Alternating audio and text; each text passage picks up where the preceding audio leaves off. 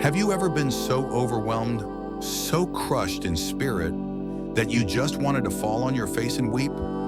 That's what Jesus experienced in Gethsemane. Matthew 26:36-46 gives us one of the most intimate, agonizing moments in Jesus' life. And it happened in a place called Gethsemane, which means oil press. This was no coincidence. In fact, the meaning of Gethsemane helps us understand what Jesus went through. An oil press is where olives are crushed, squeezed and broken to release something valuable, pure oil.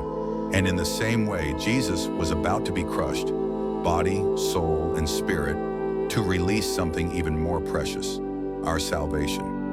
In the garden, Jesus tells his disciples, "My soul is overwhelmed with sorrow to the point of death," and he falls with his face to the ground and prays, "Father, if it is possible, let this cup pass from me. Yet not my will, but yours be done." This is the moment of surrender. Jesus, fully God, yet fully human, felt the full weight of what was coming. The betrayal, the beating, the cross, and worst of all, separation from the Father as he bore our sin. He wasn't afraid of pain.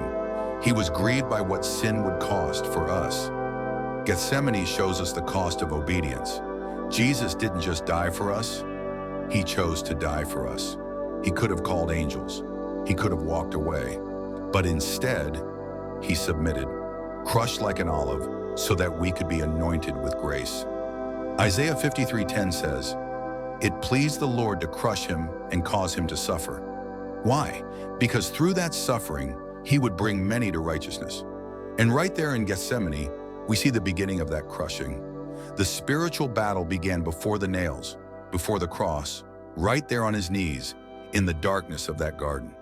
3 times Jesus prayed the same thing: "If there's another way, but if not, your will be done." That's the prayer of surrender. Not comfort, not convenience, just complete trust.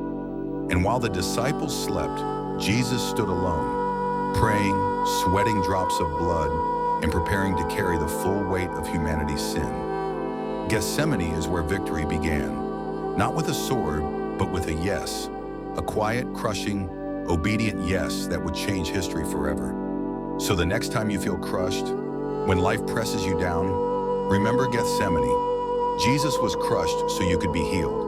He surrendered so you could be free. And because of his agony, you never walk alone in yours.